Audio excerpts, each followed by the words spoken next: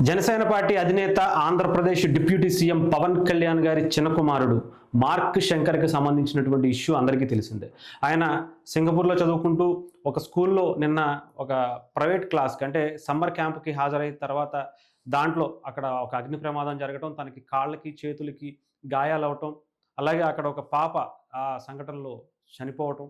అంతేకాకుండా దీనికి సంబంధించి పవన్ కళ్యాణ్ గారు కూడా నిన్న వెళ్ళలేకపోయారు. ఆయనకున్నటువంటి షెడ్యూల్స్ అన్నీ పూర్తి చేసుకుని ప్రజలే ముందు ఆ తర్వాతే కుటుంబం అనే నాయకుడు పవన్ కళ్యాణ్ గారు లాంటి వ్యక్తి. ఆయన వెళ్ళిన తర్వాత నిన్న సాయంత్రం ప్రెస్ మీట్ పెట్టి కూడా చాలా క్లియర్‌గా చాలా విషయాలు చెప్పుకుంటూ వచ్చారు. దానికి సంబంధించి ఈరోజు మార్నింగ్ ఆయన సింగపూర్‌కి చేరుకోవడం జరిగింది. దానికి సంబంధించినటువంటి బులెటిన్ కూడా మార్క్ శంకర్‌కి సంబంధించినటువంటి హెల్త్ బులెటిన్ కూడా అక్కడ ఉన్నటువంటి వైద్యులతో అడిగి చెప్పినటువంటి విషయాలు ఒకసారి మీ ముందుకు తీసుకొస్తాం. మార్క్ శంకర్‌కు వైద్య పరీక్షలు చేస్తున్నారు. రాష్ట్ర ఉప ముఖ్యమంత్రి శ్రీ పవన్ కళ్యాణ్ గారు చిన్న కుమారుడు మార్క్ శంకర్‌కి సింగపూర్‌లోని ఆసుపత్రిలో చికిత్స కొనసాగుతుంది. నిన్న రాత్రి హైదరాబాద్ నుంచి సింగపూర్ వెళ్ళిన శ్రీ పవన్ కళ్యాణ్ గారిని నేరుగా ఆసుపత్రికి చేరుకున్నారు. మార్క్‌ను చూశారు. చేతులు, కాళ్ళు కాలిన గాయాలు కావడంతో పాటు ఊపిరితిత్తులకు పొగ చూరడంతో అత్యవసర వార్డులో చికిత్స అందిస్తున్నారు. అక్కడి వైద్యులు అధికారులతో మాట్లాడారు. మార్క్ కోలుకుంటున్నాడని, ఊపిరితిత్తుల దగ్గర పొగ చేరుకు పట్టివేయడం మూలంగా తలెత్తే ఆరోగ్యపరమైనటువంటి ఇబ్బందులపై పరీక్షలు చేస్తున్నామని తెలియజేశారు.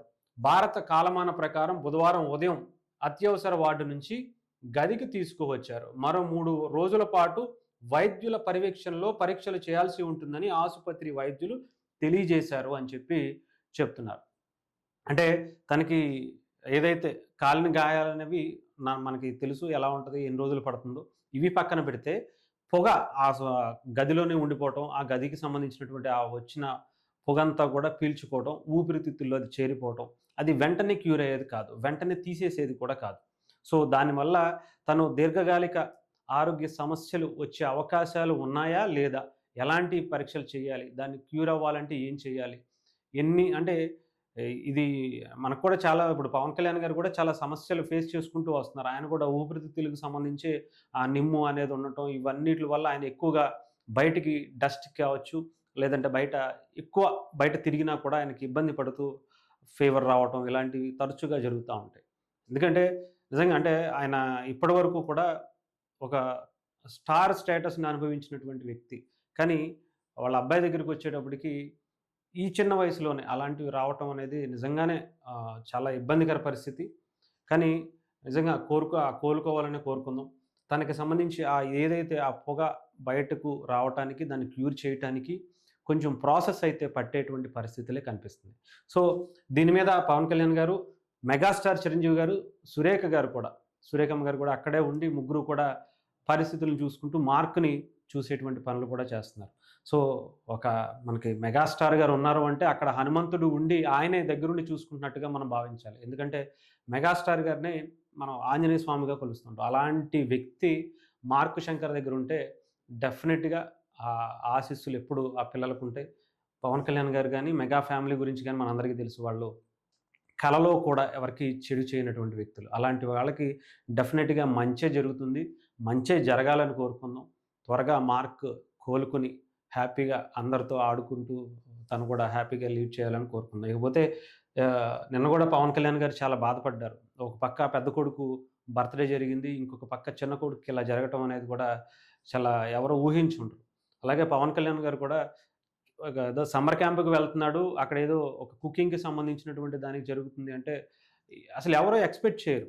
సింగపూర్ లాంటి దేశంలో ఇలాంటివి ఇంత ఈజీగా జరుగుతాయా?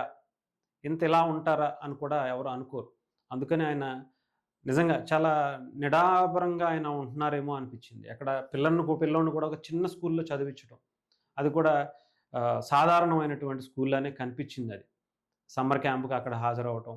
అంటే ఇక్కడుంటే కొంచెం సెక్యూరిటీ రీజన్స్ కావచ్చు, అందరికీ తను ఎక్కువ బయటికి పరిచయం అయిపోయాడు. ఫోటోస్ అన్నీ కూడా బయటకొచ్చాయి కాబట్టి తన్నే ఇబ్బంది పెట్టే పరిస్థితిలో ఉంటాయి. సో అందుకనే ఆయన సింగపూర్‌లో చదివించుకుంటూ ఉండుండొచ్చు.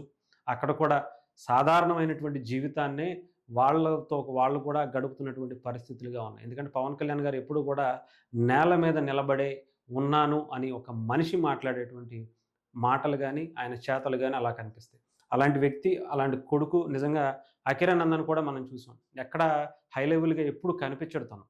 చాలా సింపుల్‌గా ఆటోల్లో, రిక్షాల్లో మహా అయితే ఓ సినిమాకొచ్చి ఆర్టీసీ క్రాస్ రోడ్ దగ్గర కల్కి టీ షర్ట్ ఏసుకొని అందరి అభిమానుల్లాగానే తను కూడా ఇతర హీరోలను అభిమానించడం, పవన్ కళ్యాణ్ గారిలాగా అన్నీ అంటే పవన్ కళ్యాణ్ గారిలో ఉన్నటువంటి లక్షణాలన్నీ కూడా వాళ్ళ పిల్లల్లో కూడా కనిపిస్తున్నాయి. మెగా ఫ్యామిలీకి అది అలా ఉందేమో అందరిని గౌరవించటం, ఆ గౌరవం తిరిగి వాళ్ళు పొందటం అనేది కూడా ఇప్పుడు జరుగుతూ ఉంది. సో, ఎప్పుడైనా సరే ఇంకా మిగతా అప్డేట్స్ అన్నీ కూడా ఎప్పటికప్పుడు మీకు తీసుకొచ్చే ప్రయత్నం చేస్తాం. ప్రస్తుతానికి ఈరోజు మార్నింగ్ నిన్న నైటు పవన్ కళ్యాణ్ గారు, అటు చిరంజీవి గారు, సురేఖమ్మ గారు కలిసి ఇక్కడ నుంచి సింగపూర్ చేరుకోవడం జరిగింది. వెళ్ళటమే వాళ్ళు కూడా కంప్లీట్‌గా హాస్పిటల్‌కి వెళ్ళి మార్క్‌ని చూసి విషయాలు తెలుసుకొని అప్పుడు దానికి సంబంధించినటువంటి రిపోర్ట్ కూడా మనకి పంపించడం కూడా తెలిసింది. సో, దీనికి సంబంధించి ఎప్పటికప్పుడు మీకు లైవ్ అప్డేట్స్ అయితే వస్తా ఉంటాయి.